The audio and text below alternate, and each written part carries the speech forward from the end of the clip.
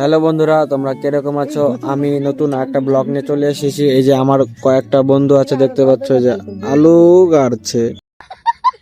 ঠিক পকেটের চেন, বুঝছো, হারিয়ে গেছে, টাকা টাকা সব হারিয়ে গেছে, তাই আমার দেশি জোগাড়।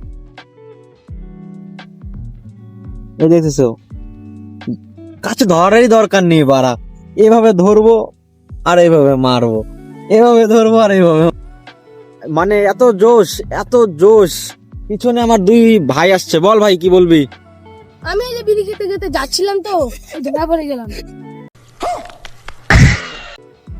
তো ভাই, এটা ওর বাড়ির লোক দেখবে, বাড়ির লোক দেখার পরে আমি জানি না কি বলবে, মারবে পরে। এই ভাই আমার কাছে আসবে, বাচ্চা বিড়ি খায়, देखा आपने लापरवाही का नतीजा है। দুটো বাচ্চা যদি বিড়ি খায়, তাহলে তুমি ভাবতে পারছো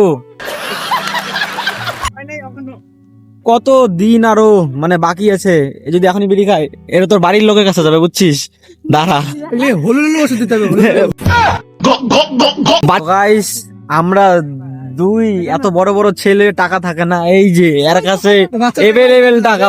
दोस्त बेकारी नहीं है अपन, बहुत पैसे अपने पास। ওটা হাত দিলে গেছে টাকা বেরো। তাই ভাই আমরা যাচ্ছি এখন দোকানে, ওর কাছ থেকে ট্রিট নিব। এর কাছে তো কোনোদিনও টাকা থাকে না, এই যে এর কাছে তো কোনোদিনও টাকা থাকে না। গাইস, এই যে এই ভাইটা, এই যে এগুলো কিনে দিছে, তো ওকে এই যে এটা কিনে দিছে। দেখা মুখটা, তুই আমার দেখার কথা দেখা।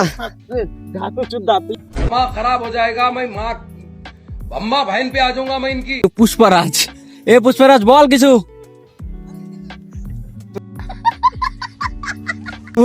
পুষ্পারাজের এই যে মারছে,